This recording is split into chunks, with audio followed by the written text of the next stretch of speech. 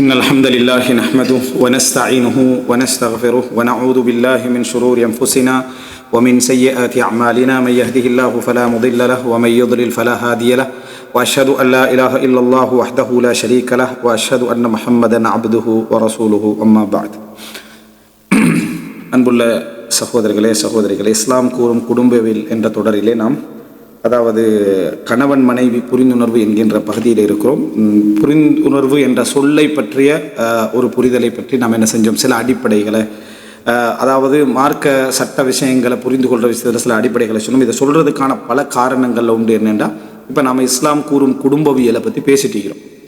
இது 100ல் முடியுமா, 110ல் முடியுமா, 120ல் முடியுமா? இல்லை. முக்கியமாக குர்ஆன்லேயும் ஹதீஸ்லேயும் செலவுகளுக்கு மத்தியிலேயும் உள்ள விஷயங்களை முடிஞ்ச அளவுக்கு சொல்லி முடிஞ்சிடணும் என்றதும், அது தொடர்பான மற்ற புரிதல்களையும் சொல்லி முடிந்திடணும் என்றதும், அதில் இருக்கக்கூடாத விஷயங்களை சொல்லி முடிஞ்சிடணும், சட்டங்களை சொல்லி முடிஞ்சிடணும் நோக்கம். எல்லாரும் எல்லாத்தையும் பார்த்து முடியாது. அப்பப்போ தேவைப்பட்டவர்கள் தேவைப்பட்ட பாகங்கள் எடுத்து பார்த்துக்கலாம், சேர்க்க வேண்டியது எங்களுக்கு சொல்லலாம் என்றதுனால தான் இது நடந்துட்டு போகுது. மாற்றம் என்றால் என்ன என்ற ஒரு தலைப்பு நம்ம பேசியிருந்தோம். ஏன் பேசியிருந்தோம்னு சொன்னால், ஒரு மனிதன் குடும்பவியலை பார்க்கலையா, அப்போ கூட நீங்கள் சரியான முறையில் ஃபேமிலி லைஃப் ஸ்டார்ட் ஆகாத ஒருத்தர் சொன்னால் அது எப்படி 100% ஒரு பிழையான ஒரு அம்சம். அதுக்கு இதுக்கும் சம்பந்தம் இல்லை. இது வேத புத்தகமும் இல்லை, ஒன்றும் இல்லை. இது ஒரு உபதேசம். நம்மளால் முடிஞ்ச அளவுக்கு ஒரு பங்கை நம்ம குடும்பவியல் சம்பந்தமாக சொல்லிக்கிறோம். எல்லாருமே பேசுகிறதுல ஒரு பங்களிப்பு. இதில் என்ன அப்படின்னு சொன்னால், ஒரு மனிதன் வாழ்க்கையை புரிதலோடு ஆரம்பிக்கிறது இல்லை. பேசுகிற நானும் முழுமையான இல்மோடையோ புரிதலோடையோ வாழ்க்கையை என்ன செஞ்சிக்க மாட்டோம், ஆரம்பிக்க மாட்டோம். இப்போ நம்ம முழுமையான புரிதல் இல்மோட இருக்குன்னு சொல்ல முடியாது. காலப்போக்கில் மனிதன் கற்றுக்கொள்கிறான்னு சொல்லுவாங்க. அதுபோல் ஒரு மனிதன் ஆரம்பிக்கிற கட்டத்தில் இருந்து எல்லா புரிதல் அறிதல் விளக்கங்கள் எல்லாம் தாண்டி கண்டெல்லாம் என்ன செய்யலாது, வரையலாது. எனவே எந்த லெவலில் ஒரு விஷயத்தை நம்ம பிரச்சாரம் செய்யணும், எந்த லெவலில் சொல்லணும், எல்லாவற்றையும் புரிந்து கேட்டுத்தான் ஒரு மனிதன் விளங்கிக் கொள்வானா என்ற ஒரு கேள்வி வருமே. அதுக்கான பதில் தான் நம்ம சொன்ன முன்னுரை, ஏற்கனவே சொன்ன பகுதி. அதாவது அல்லாஹு தாலா இந்த ஃபித்ரால வச்ச முறையிலேயே சில இயல்புகள் அல்லாஹு தாலா அவங்களுக்கு கொடுத்திருப்பான். அந்த வாழ்க்கை போய் கொண்டிருக்கும். ஆனால் இல்மோட அறிவோட ஃபஹமோட ஹிக்மத்தோட செஞ்சால் அது சிறப்பு. அதை இருந்தும் செய்யாமல் இருக்கிறது மிகப்பெரிய பாவம், மிகப்பெரிய தண்டனை என்றது தான் இங்கே உள்ள அம்சம் என்றது. இதுக்கு அல்லாமல் பல பிரயோஜனங்கள் அதில் இருக்குது. ஃபித்ரால செய்கிறவருக்கு அதுக்கு எதிரான ஆபத்துக்கள் வந்தால் அதை பற்றியான அறிவுகள் இருக்காது. அது எப்படி கெடுபடும், அது எப்படி மாற்றம் அடையும் என்ற விளக்கம் இருக்காது. இல்மோட உள்ளவனுக்கு ஹுதூதுகள் தெரியும், எல்லைகள் தெரியும். நான் இந்த பக்கத்தால் போனால் இது என்னுடைய அருளை இலக்கு செஞ்சிடும், மாற்றிடும், குறையாக்கிடும். நான் இதில் கவனமற்றிருந்தால் இந்த மெத்தடில் போயிடும் என்று அவனுடைய இல்மோ அதை என்ன செஞ்சிருக்கும், அந்த ஹுதூதுகளை போட்டு வரையறைகளை போட்டு. அதனால தான் அஜிதர் அல்லா யாலமோ ஹுதூதமா அன்சலல்லா, அந்த எல்லைகளை பற்றி அறிவில்லாமல் இருக்கிறது அல்லாஹு தாலா ஒரு தகுதியற்ற நிலையாக அல்லாஹு தாலா சொல்லி காட்டுகிறான். ஸோ அதனால அறிவு எல்லா வகையில் என்ன யோசிச்சுட்டு போனீங்கன்னா நிறைய பலன்கள் அறிவால் என்ன செய்து இருக்குது. ஆனால் அந்த இலக்கு அடைய செய்யாது விட்டால் அது ஒரு எனது தண்டனையாகவும் ஆபத்தாகவும் என்ன செய்யும் மாறும் என்பதை நம்ம அதில் பார்த்தோம். இந்த அடுத்த பகுதி என்ன அப்படின்னு சொன்னால், இப்போ புரிந்துணர்வு என்றால் என்ன என்ற இதுக்குள்ள நம்ம வரைவிலக்கணங்கள்லாம் ஒன்றும் இல்லை. நம்ம சமுதாயத்தில் குடும்பம் நல்லா இருக்கிறது, ஹஸ்பண்ட் அண்ட் ஒய்ஃப் புரிந்துணர்வோடு. புரிந்துணர்வுன்றது ஹஸ்பண்ட் ஒய்ஃபுக்கு மட்டுமல்ல, எல்லாருக்கும் தான். நட்பு கடையில், குடும்பத்துக்கு கடையில், வியாபாரம், அது இது எல்லாத்துலேயும் புரிந்துணர்வு இருக்குது. புரிந்துணர்வு அப்படி என்று சொன்னால் ஹஸ்பண்ட் அண்ட் ஒய்ஃபும் எப்படி சிறப்பாக இருந்து கொள்வது, நல்ல முறையில் இருந்து கொள்வது என்றது மட்டும்தான் அதில் உள்ள அம்சம். புரிந்துணர்வு ஜோடிச்சிடக்கூடாண்டெல்லாம் சொன்னேன். என்ன, அது ஒரு வேறொரு டிஃபரெண்ட் புரிந்துணர்வு உள்ள கணவன் மனைவிமார்கள் அப்படி என்று சொல்லி அது எனது ஒரு எல்லையற்ற நிலைமைக்கு போகிற பகுதியும் பிள்ளைன்னு சொன்னேன். 2 பேரும் நல்ல முறையில் வாழுதல், அவ்வளோதான். அதுக்கு குர்ஆன் ஹதீஸ் என்ன சொல்லிக்கணும், அங்கிருந்தா நம்ம எடுக்கணும். நல்ல முறையில் வாழுதல்டா என்னன்றதை குர்ஆன் ஹதீஸும் சொன்னதான் எடுக்கணும். ரசூலுல்லாஹ் எப்படி சொல்லிக்கிறாங்க, மனைவி விஷயத்தில் எப்படி நடந்துங்க, கணவன் விஷயத்தில் எப்படி நடந்து, இங்கிருந்தா எடுக்கணுமே தவிர நீங்க ஆசைப்படுறது எல்லாத்தையும் கொண்டு புரிந்துணர்வுல என்ன செய்யக்கூடாது, சேர்க்கக்கூடாது. எனவே புரிந்துணர்வுல புரியாத விஷயங்கள், குழப்பின விஷயங்கள் கொஞ்சம் இருக்கு. அதுகளை சொன்னா புரிந்துணர்வுட 50 விதமான விஷயங்கள் கிளியர் ஆகும். அதை சொன்னாலே, தவறுகளை கலைஞ்சாலே ஒரு 50 விதமான விஷயங்களை கிளியர் ஆகும். அதுல முதலாவது என்ன என்று சொன்னா, சின்ன பிரச்சனைகளை பெருசாக்குறது. கணவன் மனைவி அல்ல, குடும்பத்தில் புரிந்துணர்வு என்று விளங்கப்படுத்தின பாட்டிகள், வரைவிலக்கணப்படுத்தின ஆக்கள் என்ன செஞ்சு வச்சுக்கிறாங்க என்று பார்த்தீங்கன்னா, கணவன் மனைவி புரிந்துணர்வு அடையணும் என்று சொல்லி சின்ன விஷயங்கள் அவைகளை ஊதி பெருசாக்கி பெரிய இடத்துல கொண்டு போய் வச்சுக்கிறாங்க. இப்ப கணவன் மனைவி கடையில பிரச்சனை சும்மா வரும். ஏண்டா, சமுதாய வழிகாட்டிகள், பேச்சாளர்கள், விளங்கிட்டா, சமுதாயத்தை என்னது இந்த குடும்பவியலை ஸ்பெஷலா பேசக்கூடியவங்க விளங்கிட்டா, அது போல இந்த கவுன்சிலிங் என்று என்னது செய்யக்கூடியவர்கள், இவர்கள் எல்லாம் இவங்களுக்கு எது பெரும்பாலான அடிப்படையாக இருந்திருக்குது அப்படின்னு நீங்க பார்த்தீங்க அப்படின்னு சொன்னால் நீங்க பார்க்கணும்.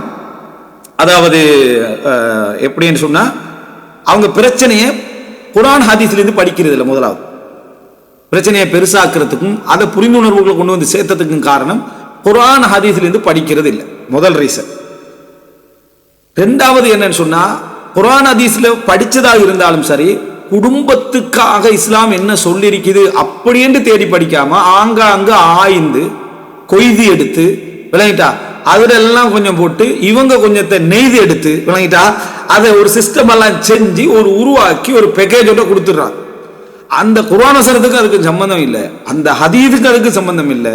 ஏன்னா அதை ரெண்டையும் நடைமுறைப்படுத்தினவங்க யாரு? சஹாபாக்கள். அவங்கள லைஃப்ல அது இருக்கணும். நீங்க விளங்கின விளக்கம் உண்மையிலே அப்படி ஒன்று இருக்குமா இருந்தா அவங்களோட வாழ்க்கையில இருந்திருக்கணும். அப்படி ஒரு செக்ஷன் வந்து ஓரமாக கூட போகல அதுல, சரியா? அதனால முதலாவது பிரச்சனை இவங்க குர்ஆன் ஹதீஸ்ல இருந்து எடுக்கலைன்றது. இரண்டாவது எடுத்தவைகள் ஆங்காங்கே எடுத்ததுகள். அடுத்தது அந்த எடுத்தவைகள். மூணாவது என்னடா கொடுத்த விளக்கங்கள். ரைட், இந்த மூணு பிரச்சனை. நாலாவது என்ன பிரச்சனை அப்படின்னு பாத்தீங்கன்னா இது கொஞ்சம் தான் எடுத்திருக்கு, அதுக்கு வேற விளக்கம் கொடுத்தீங்க.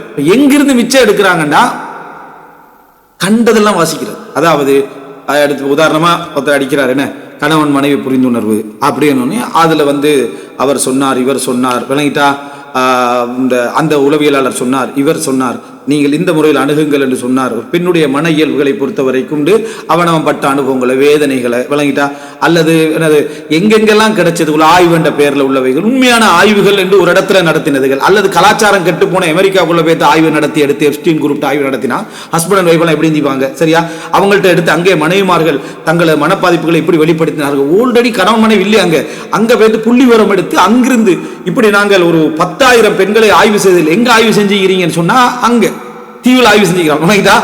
அங்க ஆய்வு செஞ்சிருந்தா அது எப்படி இருந்திருக்கு நினைச்சு பாருங்க.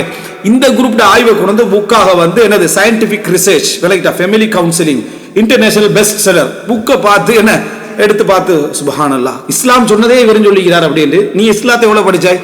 இந்த டீம் அதாவது இவங்க எல்லாம் என்ன சொல்றாங்கன்னா பெரும்பாலும் அந்த தங்களுக்கு பின்னால ஒரு அடையாளத்தை இதுக்கு எல்லாரையும் கொண்டு நான் திருப்பி சொல்றேன் என்னடா எப்பயுமே வந்து என்னது உண்மையிலேயே உளவியல் ரீதியாக இருக்கக்கூடிய இதுக்கு மருந்து செய்யக்கூடிய அவர்களை நான் இந்த இடத்துல என்ன செய்யல சைக்காட்டிஸ்டுகளை அவர்கள் எல்லாம் சொல்ல வரல. இந்த பெரும்பாலும் இந்த கவுன்சிலிங் செய்யக்கூடிய பெரும்பாலான நபர்களை பார்த்தீங்கன்னா பேசுறத கேட்டுக்கண்டிக்கிறதுக்காக நம்ம பணம் கொடுக்குறோங்கன்னு சொன்னா இந்த மாதிரியான நபர்கள் என்ன செஞ்சிட்டாங்க அப்படின்னா இந்த எல்லாம் பார்த்து கற்பனையில வாரதுகளை வரும் சிந்தனை எல்லாருக்கும் பிறந்து கண்டிக்கு தானே வரவைக்கூடிய எல்லா செய்திகளையும் சேர்த்து தொகுத்து கலந்து இஷ்டத்துக்கு என்ன செய்யறது பேசுறது.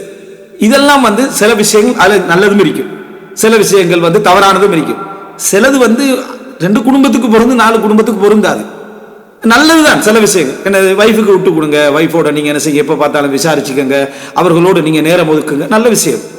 இதை பொது அடிப்படையா சொல்றதுக்கு ஒரு விளக்கம் இருக்கணும். குர்ஆன்ல இருக்குதா, ஹதீஸ்ல இருக்குதா, இல்ல நல்லதுதானே நீ நபியா, சரியா? எங்களுக்கு அடிப்படை வந்து இது எதோட ஒத்து போகுது, இப்படி இல்லாட்டி குடும்ப வாழ்க்கை இல்லை, இப்படி இருந்தா தான் குடும்ப வாழ்க்கை அப்படின்னு ஒரு வரைவிலக்கணம் இருக்கணும். நல்லது எல்லாத்தையும் நீ சொல்றதுக்காக இருந்தா எங்களுக்கு என்ன தீங்க, சரியா? எனவே நானும் அப்படின்னு எல்லாரும் பேசுவாங்க நல்லதுகளை, அதெல்லாம் முக்கியம். நல்லது தான், அந்த நல்லதுக்கு ஏதாவது அல்லது இப்படி சொல்லணும். இதெல்லாம் வந்து ஒரு குடும்ப வாழ்க்கை கொண்டு போறது கொஞ்சம் நல்ல, நாங்களும் அப்படி சொல்லிக்கிறோம் தானே, நல்லதா இருக்கும். இது சிறப்பா செய்யாட்டி கூட அது பிள்ளையெல்லாம் ஒன்றும் இல்லை, கடமை இதுதான் உங்களுக்கு, இதுதான் இந்த மாதிரி சொல்லணும். இருக்கிறல்ல இந்த மாதிரியான ஃபேமிலி புத்தகங்கள் அதிலிருந்து கணவன் மனைவி சண்டையை பொறுத்த வரைக்கும் பார்த்து வளரக்கூடிய பிள்ளைகள் கொடூரமாக வளருவார்கள் இவரா ஒரு கற்பனை பண்ணிக்கிறது, சரியா? அது போல என்ன பாட்டன் பாட்டி ஏசி விடுறது, கலையை முடிச்சா இந்த எலசுகளை வாழ விடுங்களே. அப்ப ரசூல் ஸல்லல்லாஹு அலைஹி வஸல்லம் அவர்கள் எப்படி வாழ்ந்தார்கள்? எலசுகளை வாழ விடுங்களே, அப்படியே ரசூல் ஸல்லல்லாஹு அலைஹி வஸல்லம் அவர்களை வாழ்ந்தார்கள். ஹாரத் உம்முக்கும், உங்களுடைய தாய் வந்து என்ன அதாவது ரோசப்பட்டு விட்டார்கள். ரசூலுல்லாஹ்வோட வசன நடையை பார்த்தீர்களா? உங்களது தாய் என்று அந்த மனசுல உள்ளதை என்ன செஞ்சாங்க, அதாவது இதாக்கினாங்க, கூழாக்கினாங்க. அப்படி அனைவரா ஒரு புரிதல் என்ன செய்யறது அதுக்கு விளங்கிக்கிறது. எல்லா ரிவாயத்தை எடுத்து பார்த்தியா காரத்து முக்குமாண்டு, சரியா? இப்போ இது என்னன்னா அவரவர்களுடைய ஒரு புரிதலை ஏற்றி இதுக்குத்தான் ரசூலுல்லாஹ் சொன்னாங்க அப்படின்னு நினைச்சு சொல்லி நடந்து கொள்றாங்க. சில விஷயங்கள் அதுல எடுக்கலாம் தான், ரசூலுல்லாஹ்வோட பண்பாட்டு பேச்சு நடைமுறைகள் எடுக்கலாம் தான். ஆனா அதுல நீங்க ஏற்றக்கூடிய விளக்கங்கள் இவங்க எதுல இருந்து எடுக்கிறீங்கன்னா இந்த மாதிரியான சில அவன் என்ன அடிப்படையை வச்சிருப்பான், ஆறு அதாவது இந்த இந்த இந்த அதாவது கவுன்சிலிங்குடைய பேசிக்காக இவங்களை படிப்பிக்கக்கூடிய சிலபஸ் நூல்கள் எல்லாம் எடுத்து பாருங்க, ஃபேமிலி சைக்காலஜி அது இதெல்லாம் எடுத்து பாருங்க. அவன் வந்து இஸ்லாமிய அடிப்படை இல்லாமல் மத அடிப்படைகளை புறக்கணிச்சு இறங்கிட்டா மங்கிசத்தை பாராட்டிக்கிட்டு டார்வினிசத்தை பாராட்டிக்கிட்டு மூளையில புக்கில் என்ன வேலை செய்ய போகுது? இன்னமுமா நீங்க வந்து இதை வந்து என்னது பெரிய அறிவியல் பூர்வமாக காட்டிக்கிட்டு எங்களோட இப்போ பிற்போக்குவாதி இவர் விளங்கிட்டா இல்லை, நான் முற்போக்கான புத்தகங்களை என்ன செய்யறது என்னது அதை யோசிச்சு படிக்கணும்னு நினைக்கிறேன். அந்த முற்போக்கான புத்தகங்களை நிறைய படிச்சுக்கிறோம் விளங்கிட்டா. ஆனால் அதுல என்ன இடம் சுருக்கமாக நீங்க அந்த புத்தகங்களை எடுத்து ஒரு மூலையில போட வேண்டாம், குப்பை விளங்கிட்டா. அது சொல்றதா என்ன போட வேண்டாம், குப்பை தான் அதெல்லாம்.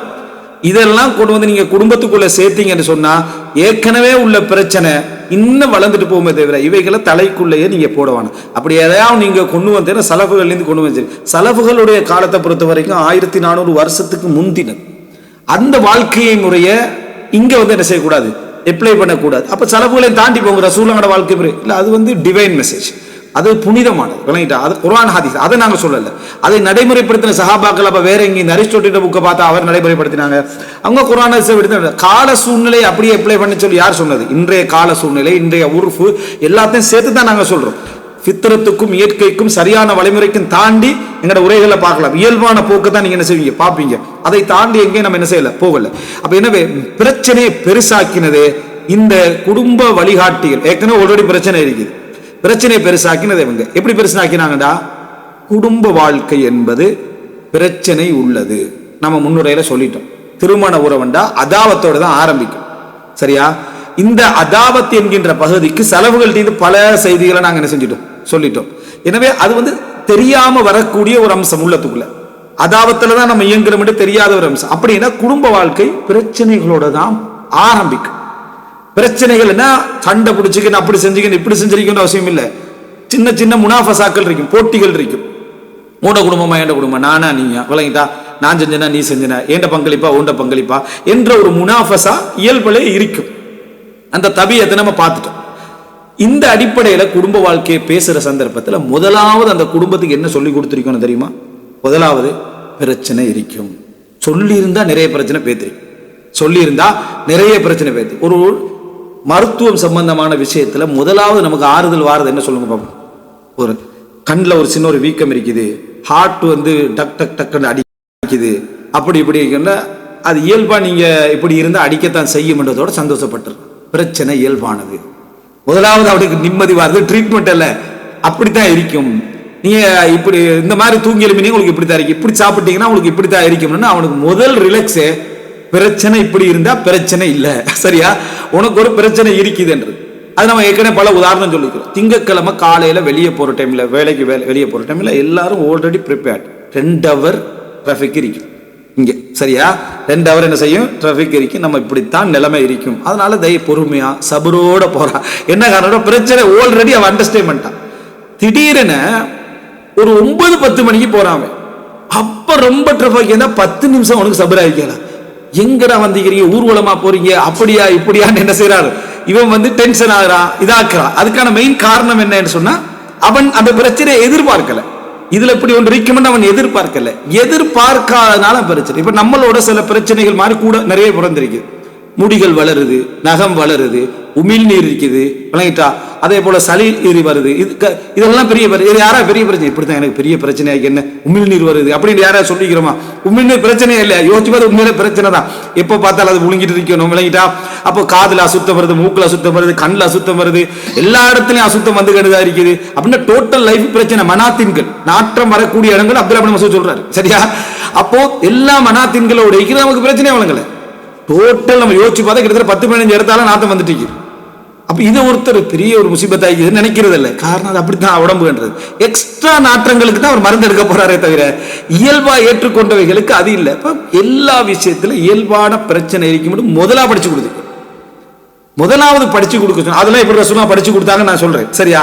அதை படிச்சு கொடுக்காம உண்மையிலேயே அஹ்மது பின் ஹம்பல் என்ன சொன்னார் என்றால், நான் 20 வருடம் என் மனைவியோடு வாழ்ந்தேன், 30 வருடங்கள் வாழ்ந்தேன், ஒரு பிரச்சனையும் வந்ததில்லை என்று அஹ்மது பின் ஹம்பல் சொன்னார். அப்படி என்று ஒரு கூற்று எடுத்து சலஃபுகள்ட்ட ஆதாரம் கட்டுறாங்களாம். சரியா? அஹ்மது ஹம்பல் ஒரு ஆதாரத்தை வச்சு ஒரு பிரச்சனையும் வந்ததில்லை அப்படின்னு. எப்படி அஹ்மது பின் ஹம்பல் வாழ்க்கையில பிரச்சனை வராமிக்கு ரசூலுல்லாஹ்வோட வாழ்க்கையில பிரச்சனை வந்தா? சரியா? எங்களுக்கு மிசாலியத் ரசூலுல்லாஹ்வோட வாழ்க்கை.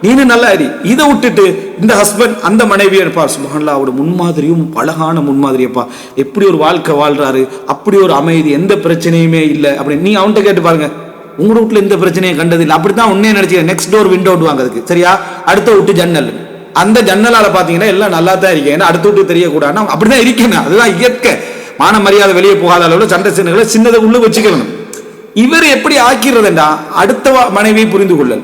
அந்த மனைவி தலாக் பண்ணப்பட்டால் இவர் ஏசுறார், என்னது இவன் இப்படிப்பட்ட ஒரு பிள்ளை இவன் ஏன் தான் டைவர்ஸ் பண்ணானோ தெரிய, சுப்ஹானல்லாஹ், நீ ஏன் வாழ்ந்தா இல்லையே, வாழ்ந்தது அவனுக்கு தான் தெரியும் என்ன டைவர்ஸ் பண்ணல, ஒரு ரீசன் சொல்றான், நீ யார் காது யார் அவன்கிட்ட வந்து சொல்றதுக்கு, சரியா. இப்படி தேவையில்லாத சப்ஜெக்ட், அடுத்த மனைவிகளை புரிந்து கொள்ளல், அடுத்த கணவன்மாரை புரிந்து கொள்ளல் என்ற லிஸ்டுக்குள்ள போயிட்டீங்கன்னா தெரியும். இந்த தலைப்பு வந்து பெரும்பாலும் எல்லாரும் பேசுறது எதுக்குன்னா, உங்களோட மனைவிமாரை புரிஞ்சு கொள்றதுக்கும் உங்களுடைய கணவன்மாரை புரிந்து கொள்றதுக்குமே தவிர அடுத்த மனைவிகளை புரிந்து கொள்ளல், அடுத்த கணவன்மார்களை புரிந்து கொள்ளணும் அந்த பகுதிக்கு அதை அப்ளை பண்ண வேணாம். ஏன்னா எவ்வளவு கணவன்மாரை புரிந்துன்னு பேசிட்டாலும் இவனுக்கு சக்சஸ் ஆகுது இல்லை. ஏன்னா இவன் புரிஞ்சுட்டிருக்கிற அடுத்த மனைவியை, அடுத்த மனைவி நல்லா வாழ்ந்துட்டிருக்கிறா, அவர் நல்லா ஆகிக்கிறா, அவர் நல்லா பொறுமை ஆகிக்கிறா, நல்லா விட்டு கொடுக்குறா, கணவனுக்கு நல்லா சப்போர்ட் ஆகிக்கிறா அப்படின்னு ஒரே விட்டுக்குள்ளேயும் தான் பல சகோதரர்கள் இருப்பாங்க. ஒவ்வொரு மனைவி ஒவ்வொரு ஸ்டைல இருப்பாங்க. இவர் பார்க்கிறாரு, ஒரு மனைவி வந்து என்ன செய்யறாரு, ஒரு கணவனை வாசலுக்கு வந்து வழி அனுப்பி விளங்கிட்டா நல்ல முறையில எல்லாம் பேசி அனுப்புறான். இன்னொரு மனைவி போயிட்டு வாங்கன்றாரு அங்க வச்சு, சரியா. இவர் என்ன நினைக்கிறாருன்னா புரிந்துணர்வு, அடுத்த மனைவியை புரிஞ்சுக்கிறாரு. இவர் யாரு, இந்த கணவன் அடுத்த மனைவியை புரிஞ்சுட்டாரு. பாத்தீங்களா அந்த மனைவியை எப்படி நல்ல முறையில வழி நடத்துறாரு, எந்த முறையில் நடந்து கொள்றாரு அப்படின்னு அடுத்த மனைவியை புரிஞ்சு கொள்றாரு. அந்த மனைவி என்ன நினைக்கிறான்னு சொன்னா, இவள் என்ன எவ்வளவு ஒரு நல்ல கணவராகிறார், பொறுமையாகிறார் இந்த மனைவியோட, இவர் வழி அனுப்பாட்டியும் அந்த மனைவி இவரை புரிஞ்சுக்கிறாரு. என்னது வழி அனுப்பாட்டியும் சிரிச்சுக்கிட்டு போறாரு, நல்ல முறையில் நடந்து கொள்றாரு. நான் இந்த ஆள வழி அனுப்பியும் இந்த ஆள் ஏசுற ஏச்சியும் பேச்சியும் ஆக மோசமாயிக்கிட்டு இவர் இந்த கணவரை புரிஞ்சு கொள்றாரு. அவ வந்து இவரை புரிஞ்சு, இது என்னது இப்படி புரிஞ்சு கொள்றதுக்கு அல்ல, அடுத்த மனைவியை அடுத்த கணவனை எப்படி புரிஞ்சு கொள்ளணும்டா, அவங்க ஒழுக்கமாக கட்டுப்பாடாக சில நலவுகளை விரும்பி சில தீமைகளை பொறுத்து வாழ்ந்து கொண்டிருக்கிறார்கள் மட்டும் புரிஞ்சுங்க. உள்ளுக்குள்ள தலை போடவே வேண்டாம். அது வந்து அவரவர்களுடைய சொந்த பிரச்சனை. சில நேரம் அந்த பிரச்சனை ஒரு நாள் வெளியே வரலாம், பெருசாகலாம், அல்லது பிரச்சனை வராத நல்ல முறையில் அவங்க நிர்வாகம் பண்ணிக்கலாம், திருத்திரிக்கலாம், நீ அதில் சக்சஸ் ஆக மிந்திக்கலாம். எல்லாருக்கும் இந்த பிரச்சனை இருக்கு. இதை விட்டுட்டு இந்த காட்சிகளை பார்த்துக்கண்டு உண்மையிலே அப்படி வழி அனுப்ப தெரியாத, அதை சொல்ல தெரியாத மனைவி விட்ட இவள்கிட்ட இல்லாத ஒரு பிளஸ் அவள்கிட்ட இருக்கும், அவள்கிட்ட இல்லாத ஒரு பிளஸ் இவர்கிட்ட இருக்கும். இப்படி இருக்கிற டைம்ல இந்த தியாகம் செஞ்சு கொண்டிருக்க நல்ல முறையில் நடந்து கொள்ற மனைவி, நல்ல முறையாக நடக்காத மனைவியோடு அந்த கணவன் எப்படி நடக்கிறான்னு பாக்குறது, அதுபோல இந்த கணவன் மைனஸ் ஞாபகம் வருது. இவ்வளவு செஞ்சு இருந்தால் ஒரு இல்லாம அவள் அதெல்லாம் செய்யவே இல்லை, அந்த எவ்வளவு நல்லா நடக்கிறான்னு பாரு. எடுத்தா ட்ரிப் போறான், கூட்டிட்டு போறான், அது செய்யறான், இது செய்யறான், செலவழிக்கிறான், கொடுக்குறான், வாங்குறான், இவன் உண்ட கேட்டா எரிஞ்சு விடுறான், வாசல் வரைக்கும் வந்து வழி அனுப்புறேன்னா அப்படின்னு இவள் நினைக்கிறான். அவன் என்ன நினைச்சிடறான், இந்த மனைவியை பார்த்து எந்த அளவுல வழி நடத்துறா, அது செய்யறான், நான் இவளோட இவ்வளவு நல்லா நடந்தும் கூட இவள் அப்படி நடக்கலன்னு இவன் நினைக்க. சுப்ஹானல்லாஹ், அந்த மனைவியோட நல்லதை பார்க்காம உண்ட மனைவியோட நல்லதை பாரு. விளங்கிட்டா? அதுக்கு உண்ட மனதுக்குள்ள என்னென்ன விஷயங்கள் இருக்கு, அதை பிளஸ்களை பாரு. ஒழுக்கமானவளாயிருக்கலாம், உரிய நேரத்துக்கு அவளை விட தொழக்கூடியவளாக இருக்கலாம், உன்னை விட்டு கொடுக்காதவளாக இருக்கலாம், சில வேளை அந்த மனைவி வந்து புத்தி கூர்மையா தன் பிள்ளைகளை வளர்க்கக்கூடியவளாக இருக்கலாம். உனக்கு அல்லாஹ் தஆலா அந்த மனைவி மூலம் நிறைய என்ன பிள்ளைகளை தந்திருக்கலாம், அதனால அவ போராடி இருக்கலாம். இந்த கம்பரிசனுக்கு தானே, கம்பரிசன் எல்லா இடத்துலயும் உண்மையா கம்பரிசன் பண்ண விட்டாலும் சரியா கம்பரிசன் பண்ண தெரியும். மூளை ஒழுங்கா வேலை செய்யணுமே. உங்களுக்கு 5-10 பிள்ளைகளுக்கு அவனுக்கு ஒரே ஒரு பிள்ளை தான் இருக்கு, சரியா. எப்படி நீ அதை வந்து ஒப்பிடுவாய், வாசலுக்கு வந்து வழி அனுப்பக்கூட அந்த 9-10 பேர் பின்னால வந்துருவாங்க, எப்படி வழி அனுப்புறது, சரியா. 30 பிள்ளைய பெற்றவங்க எல்லாம் இருக்கிறாங்க, வாசலுக்கு வந்து எப்படி வழி அனுப்புறது. அப்போ கம்பரிசனும் பெரிய பிள்ளை. அவன் வசதிக்கு வழி அனுப்புறவன் வைக்கிறான், அவன் எல்லாத்தையும் கடையில் ஆர்டர் பண்ணி தின்றவனாய்ப்பான். நீ எல்லாத்தையும் வீட்டுல தான் சமைக்கணும் சட்டம் போட்டு வாசலுக்கு வந்து வழி அனுப்ப சொன்னா எப்படி இருக்கும். அப்ப எனவே பல விஷயங்கள் இதுல வந்து முதலாவது நம்ம 2வது அம்சம், அதாவது கணவன் மனைவி புரிந்து பேசுறது, நமது மனைவியை புரிந்து கொள்ள, அடுத்த மனைவியை புரிந்து கொள்ளல இல்ல, அடுத்த மனைவியை புரிஞ்சு கொள்றதுக்கு பிழையானது. அதுக்கான நடைமுறை ஜெனரலா இப்படிதான் புரிஞ்சுக்கணும். அவங்க நல்ல முறையில் வாழ்றாங்க, அல்ஹம்துலில்லாஹ், நாங்க நல்ல முறை வாழ்றோம், அல்ஹம்துலில்லாஹ். பிரச்சனை எல்லா வீட்லயுமே, ரசூலுல்லாஹ்வோட பிரச்சனை புகாரி முஸ்லிம்ல இருக்கு, சரியா. அதனால அதை முன்மாதிரியாக எடுத்தா பாத்துக்கிறோம். நாங்க நபிமார்கள் எவ்வளவு வரலாறு படிச்சோம், நூஹ் அலைஹிஸ்ஸலாம் வரலாற்றையும் ஆரம்பிக்குது. இந்த ஆகளுக்கு பிரச்சனைகள், நூஹ் அலைஹிஸ்ஸலாம் மனைவி பிரச்சனை, மகன் பிரச்சனை, விளங்கிட்டா. அப்படியே வந்து வந்து வந்தீங்கன்னு சொன்னா யாக்கூப் அலைஹிஸ்ஸலாம் வாழ்க்கையில பிரச்சனை, அதுக்கு என்ன, அதாவது இப்ராஹிம் அலைஹிஸ்ஸலாம் வாழ்க்கையில பிரச்சனை, ஹாஜா சாரா பிரச்சனை, அது போல என்ன, அதாவது லூத் அலைஹிஸ்ஸலாம் வாழ்க்கையில அங்க பிரச்சனை, எல்லா வாழ்க்கையிலும் ஏதோ ஒரு ஜக்கரியா சாத்திர வாழ்க்கையில பிரச்சனைகள் இருந்தீங்க, யஹ்யா சாத்திர வாழ்க்கையில பிரச்சனைகள் இருந்தீங்க. அதுக்கு பின்னால இங்க வந்தீங்கன்னு சொன்னா என்ன, அதாவது ரசூலான வாழ்க்கையில வந்து அவ்வளவு அதாவது இந்த பிரச்சனைகளை பார்க்கிறோம். அப்போ எனவே பிரச்சனைகள் என்பது இயல்பானது. இல்லைன்னா ரசூலானுக்கு மைனஸ் சொல்லிடுவோம் பிரச்சனையை பத்தி, சரியா. ரசூலா பிரச்சனை எப்படி ஹேண்டில் பண்ணாங்கன்னு மட்டும் சொல்லாங்க. பிரச்சனை வந்ததா இல்லையா, யார் அவங்க, அவங்கள சிறந்தவர்கள், சிறந்த பெண்மணிகள், உம்மஹாத்துல் முஃமினீன் அல்லாஹ் தஆலா பிரச்சனையை பார்த்து பட்டத்தை எடுத்து விட்டானா? வணங்கிட்டா இல்ல. அவங்க பிரச்சனைகளை அல்லாஹ் தஆலா தெரிந்து கொண்டு அல்லாஹ் தஆலா உம்மஹாத்துல் முஃமினீன் மூமின்களுடைய தாய்மார்கள் அல்லாஹ் தஆலா சொல்லி காட்டுகிறான். எனவே இது இரண்டாவது அம்சம், புரிந்துணர்வு என்ற இது. அடுத்தது சின்ன பிரச்சனைகளை பெருசாக்குறது மிக நிறையவே நடந்துச்சு. அதனால எங்களோட குடும்பவியல் பிரச்சனை லேசா முடியணுமாக இருந்தா, இந்த சிக்கல்கள் முடியணுமா இருந்தா, நிறைய பிரச்சனையே இல்லாத. அதில் இன்னொரு விஷயம் சொல்ல மறந்துட்டேன். என்னன்னா அந்த வர்ணனை, கணவன் மனைவி குடும்ப வாழ்க்கையுடைய வர்ணனை எப்படி என்று சொன்ன இருக்குமெண்டா, நான் ஏற்கனவே சொல்லிக்கிறேன், சந்திர ஒளி விளங்கிட்டா, பூத்தூவிய பயணம் விளங்கிட்டா, அதுல பயணம். அந்த மனைவி ஒவ்வொரு நேரமும் எங்கேயோ ஒரு இவன் எடுக்க வேண்டிய ஒரு சினிமான்னு நினைக்கிறேன், ஒரு கற்பனையில் இருக்கிறது. அதாவது எப்போ போனாலும் அந்த மனைவி என்ன முறையில் நடந்து கொள்கிறாள், என்ன மாதிரி இப்படி நடந்து, ரெண்டு பேருக்கு இடையில ஆஃபீஸில் இருந்தாலும் அவர் அரை மணி நேரத்துக்கு ஒரு ஃபோன் பண்ணி கொள்கிறார், விளக்கி விட்டுருவாங்க சரியா. அதாவது ஃபோன் பண்ணி கொள்கிறார், பேசுகிறார், அந்த மாதிரி என்ன இது பண்ணுகிறார். அதுக்கு என்ன நீ என்ன நினைக்கிறேன்னா, அவனுக்கு அமைஞ்ச மேனேஜர் நல்ல மாதிரி இருக்கு, வைஃப் நல்ல வைஃப் நல்ல விடுங்க. இவனுக்கு அரை மணி நேரத்துக்கு ஒரு ஃபோன் பண்ணி மேனேஜர் நல்ல, அவனுக்கு ஆஃபீஸ்ல இருக்கிறவன் நல்ல அர்த்தம். அவனா இந்த பிரச்சனையை நீ கம்பெனிக்கு போடாம வைஃபுக்கே போடுறாய் அல்லது ஹஸ்பண்டுக்கே போடுறாய். சூழ்நிலை ஒன்றுமே தெரியாது. அடுத்தது வெளிநாட்டில் ஒரு கணவன் கஷ்டப்பட்டு வேலை செஞ்சுக்கிட்டு இருப்பான், அவன் அறவருக்கு ஒரு வேலை செஞ்சுட்டு இருப்பான், அவன் ஒரு கண்டெய்னர்ல இருப்பான், ஒரு பில்டிங்ல இருப்பான், பொது பயனா பண்றாங்க. அதாவது இவங்களுக்கு ஃப்ரீ டைம் இருக்கு, அதெல்லாம் பயம் பண்றது சரியா. எல்லாருமே பண்ண மேசன் வேலை செஞ்சுட்டு இருக்கிறார், அரை மணி நேரத்துக்கு ஒரு வைஃபு கால் பண்ணிடலாம், எப்படி பூசுறது ஒழுங்கா. அப்போ தேவையில்லாத முசீபத்துகளை இதுல உருவாக்கி வச்சுக்கிறத பார்க்க, அதை பிரச்சனையை பெருசாக்குறது அப்படின்றது. இதுல வேற வழி இல்லை, இதுல சொல்லித்தான் ஆகணும், தவிர்க்காம போயிடலாம். அடுத்த என்னன்னா, வைஃப் மனைவியோட சைடு எப்படி பெருசாக்கி வச்சுக்கி, அவர் கணவனுக்கு நீங்க வீட்டுக்கு வர டைம்ல கண் குளிர்ச்சியாக இருக்க வேண்டும். கண் குளிர்ச்சியாக ரசூலுல்லாஹ் சொன்னாங்க. அது என்னன்னா, பிரச்சனை பண்றது, அவனோட மனசை இதாக்கி விடுறது, வேதனைப்படுத்தி விடுறது, அப்படி இல்லாம வரவேற்று நல்ல முறையில் அப்படி நடந்து கொள்ளணும்ன்றது அது அர்த்தமே தவிர, பொன்னுடுப்பட்டி வைக்கிற மாதிரி பயான்ல எப்படி இருக்குன்னு சொன்னா என்ன, அவர்கள் மிகவும் அலங்காரமாக இருக்க வேண்டும். யோசிச்சு பாருங்களேன், மாப்பிள்ளை கோட் சூட் உடுத்து, மனைவி பொண்ணு எடுக்கிற மாதிரி உடுப்பு உடுத்து டெய்லி இருந்தா அந்த குடும்பம் என்னத்துக்காக, ஃபங்க்ஷனுக்கு ஒரு பெருமதி தான். ஏதாவது ஒரு ஃபங்க்ஷன் பெருமதிக்கு ஒரு பெருமை, அதான் டெய்லி ஃபங்க்ஷன் தான். ஃபங்க்ஷன் பெருநாள்னா 2 நாள் வரணும் சரியா. டெய்லி அது பெருநாள் இல்லை, சிறுநாள். அப்போ இதை நீங்க என்ன வேணுங்கன்னா, வீட்டுக்கு வர டைம்ல அப்படி அழகுபடுத்திட்டீங்கன்னு அப்படி, ஆனா வந்தோடனே டீயும் வேணும், சாப்பாடும் வேணும், ஊடு கூட்டியும் இருக்கணும், கிளீனாவும் இருக்கணும், புள்ளையும் ஒழுங்கா இருக்கணும் சரியா. இது என்ன இது? அப்போ இதெல்லாம் உண்மையிலே தேவையில்லாம உருவாக்கி இவன் பயான கேட்கிறான் அல்லது வழிகாட்டல கேட்கிறான். அதை கேட்டு வாரா, வீட்டுக்கு வாரா, வைஃப் கிச்சன்ல வைக்கிறான். அவனுக்கு என்ன செஞ்சிருப்பேன்டா, ஒரு கடுமையான இதாயிரும். என்ன கிச்சன்ல இவளுக்கு எவ்வளவு பயான் அனுப்பி இவளுக்கு என்ன செய்யல இல்லை, கிச்சன் நாற்றத்தோடு தான் வரும். உனக்கு கிச்சன் எப்ப நாத்தமாயிடுச்சு? கிச்சன் நீ அதுதான் தின்ற, அதுலதான் வாழ்ற, விலைக்கு அதெல்லாம் சமைக்கிற, நாற்றம் உண்டாக்கி விட்டாங்க சரியா. இது ஒரு பெரிய ஒரு தவறான ஒரு அம்சம் இது. அப்போ அந்த இடத்துல அதான் ஒரு உதாரணம் சொல்லியிருந்தார். என்ன அப்படின்னா, இந்த நம்ம டிக்கெட் போட்டு நம்ம செலவழிச்சு பிளைட்ல போறோம், ஏர் ஹோஸ்டஸோட கொண்டு கொட்டிட்டான், இட்ஸ் ஓகேன்னு அவருக்கு சொல்லிடுறது. நமக்காக வாழ்ற மனைவிமார் கஷ்டப்பட்டு ஒரு டீயை கொட்டிட்டா 1000 கேள்வி விளங்கிட்டா. எப்படி நீ கொட்டல, உனக்கு அறிவிக்க, உனக்கு கடும், உன் குடும்பத்தை வளர்த்ததுதான் பிள்ளை விளங்கிட்டா. பண்பாடு இல்லை, முதல்ல ஒரு பிள்ளைய படிச்சு வேலையில ஒழுக்கப்படுத்தி வளர்க்கணும், தர்த்தீபோட வளர்க்கணும் பண்ணி பயான். அப்படி அங்க பாத்தீங்க இட்ஸ் ஓகே, அவளுக்கு எல்லாம் கோர்ஸ் கொடுத்து தான் கொண்டு வந்து அப்பயும் கொட்டிட்டாள். ஆனா அவளுக்கு மரியாதை, இத்தனைக்கு நீ ஃபீஸ் கட்டிக்கிற. அப்போ இதெல்லாம் நீங்க யோசிச்சு பாத்தீங்கன்னா, அவன் அளவுகோல குடும்பவியல்ல கொண்டு போடவான. அப்ப ரசூல் ஸல்லல்லாஹு அலைஹி வஸல்லம் இந்த மாதிரி சொன்னாங்கன்ற இடத்துல ஆயிஷா ரலியல்லாஹு இருந்ததெல்லாம் எடுத்து பாருங்க. மாவு தின்னுட்டு போகும், என்னது ஆடு மாவு தின்னுட்டு போகும், ரொட்டி சூட தெரியாம இருந்து அஸ்மா ரலியல்லாஹு வரலாறு எடுத்து பாருங்க. இப்படி எத்தனையோ இருக்கு. அதனால பெண்கள் வீட்டுக்கு வர நேரத்தில் அலங்கரித்து இருக்க வேண்டும். இது யாருக்குரியது பாருங்க. ஒரு விளக்கத்தோட என்னெல்லாம் சம்பந்தப்படுது, கம்யூனிசத்தோட சம்பந்தப்படுது. 8 மணித்தியால டியூட்டி, 8 மணித்தியால தூக்கம் வழங்கிட்டா பாருங்க. 8 மணித்தியால டியூட்டி, 8 மணித்தியால தூக்கம், 8 மணித்தியால மற்ற விஷயம். இந்த வாழ்க்கை முறையோட சம்பந்தப்படுறதுதான் இந்த காலையில போயிட்டு ஈவினிங் வருது. அதுக்குள்ள ஹதீஸ் எப்படி கொண்டு அப்ளை பண்றது எப்படின்னா, மாலையில் கணவன் வீடு வரும் பொழுது அப்படின்றது, மாலையில் வீடு பகல்ல வீடு வரவே அன்றைக்கு திருவிழா ஓட்டிட்டு அவன் உறவருக்கு ஒருக்க வருவான். எப்பயும் என்னது மேக்கப் செட்டோட தெரியுது. அப்புறம் இப்ப விளக்கத்தை மாத்தலாம். என்னடா நாங்க அப்படி சொல்ல வரல, கொஞ்சம் இருக்கிறதுல நல்லா உடுத்துட்டீங்க, அது ஆல்ரெடி உடுத்துட்டு இருக்கிறதுல சரியா.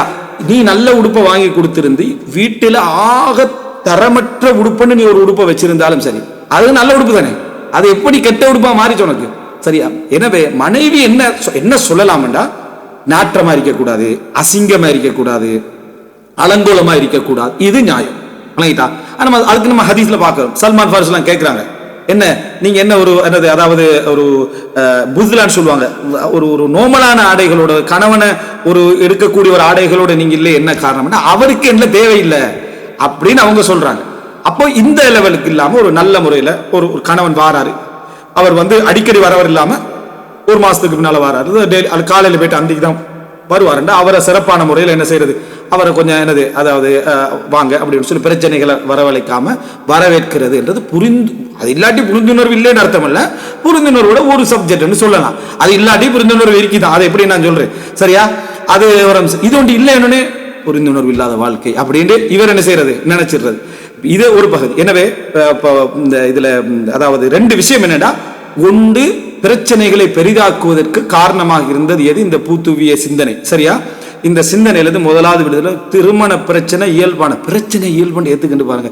கல்யாண பேச்சு வந்தா ஒரு பிரச்சனை வரும், பிரச்சனை வரத்தான் செய்யும் விளங்கிட்டா. அதுக்கு கலாச்சாரம், சமூக வளமை, குடும்ப இயல்பு, ஓண்ட இயல்பு எல்லாம் மிக்ஸ் ஆகும். பிரச்சனை இஸ்லாமிய அடிப்படையில் தீர்த்துக்கு அடுத்த கட்டத்துக்கு போக வேண்டியதான் விளங்கிட்டா. அடுத்த வீட்டுல பிரச்சனை வரலையே அப்படின்னு என்னத்துக்கு இந்த அடுத்த வீட்டுல பிரச்சனை வரலன்னு யார் உன்ட்ட சொன்னா இல்ல, நம்ம வீட்டு பிரச்சனை ஃபுல்லா அவனுக்கு தெரியும் சரியா. அங்க சத்தம் போறவன் இந்திக்க மாட்டான், சத்தம் போறவன் இருந்திப்பான், அவ்வளவுதான் சப்ஜெக்ட். ரெண்டாவது அம்சம் எனது குடும்ப வாழ்க்கையின் வார டைம்ல நான் ஏற்கனவே சொன்ன பொருத்தப்பாடுகள் அவைகள் இவைகள் எல்லாம் செட்டாக அமைஞ்சிருக்கு, அது பல பிரச்சனைகள் போயிட்டு இருக்கும். எனவே பிரச்சனைகளை பெருசாக்காம இயல்புகள் அந்த மாதிரி இருந்து கண்டுதான் இருக்கும். மனித இயல்புகளும் கலக்கும், அஹ்லாக்குடைய இயல்புகளும் கலக்கும், பொருத்தப்பாட்டு பிரச்சனையும் கலக்கும், ஊர் வளமா கலக்கும், ஓண்ட அறிவு ஓண்ட திறமை அவளோட அறிவு திறமை அழகுணர்ச்சி எல்லாம் மிக்ஸ் ஆகி தான் பிரச்சனைகள் வரும். பிரச்சனையை பெருசாக்க வேணாம். குடும்ப வாழ்க்கைன்னா பிரச்சனை வராமல் இருக்கணும் அப்படின்னு சொன்னா பொறக்காம இருந்திக்கும். லக்கது ஹலக்கல் இன்சான ஃபீ கபத், மனிதனை நாம் சிரமத்தில் படைத்திருக்கிறோம் அப்படின்னு. இதுக்கு சிலவர் நாங்க பிரச்சனை வராதுன்னு சொல்லல, அதை எப்படி ஹேண்டில் பண்றது. நீங்க பிரச்சனை வராதுன்னு சொன்னீங்க, பயான்கள் வழிகாட்டல்கள் பிரச்சனைகள் எல்லாம் எடுத்து பார்த்தீங்கன்னு சொன்னா அப்படி ஒரு அம்சத்தை என்ன செய்யறான். அதாவது அதை ஒரு ஒரு ஒரு ஒரு சகோதரர்கள் பலர் இதை பேசிக்கிறாங்க. ஒரு சார் சொல்ற என்னன்னா, ஒரு மனைவி வந்து என்ன முறைப்படுறாரா, என்ன இந்த நெஞ்சு வருத்தம் என்று சொல்லி என்ன நான் வந்து என்ன என் ஹஸ்பண்ட சொன்னேன், இவர் வந்து தண்ணியை குடிச்சிட்டு பாடுன்னு சொல்லி என்ன செஞ்சார் சொல்லிட்டாரு, எனக்கு அண்டையிலிருந்து இவரை வெறுத்துட்டு அப்படின்னு. அப்போ என்ன செய்வாங்க, இதுக்காக வேண்டி ஒரு ஹஸ்பண்டை நீ வெறுக்கிறேன்னு சொன்னா யோசிச்சு பாருங்களேன். அவர் சொன்னா நீ கேஸ்டிக் ஆகி தண்ணியை குடிச்சிட்டு படுங்க.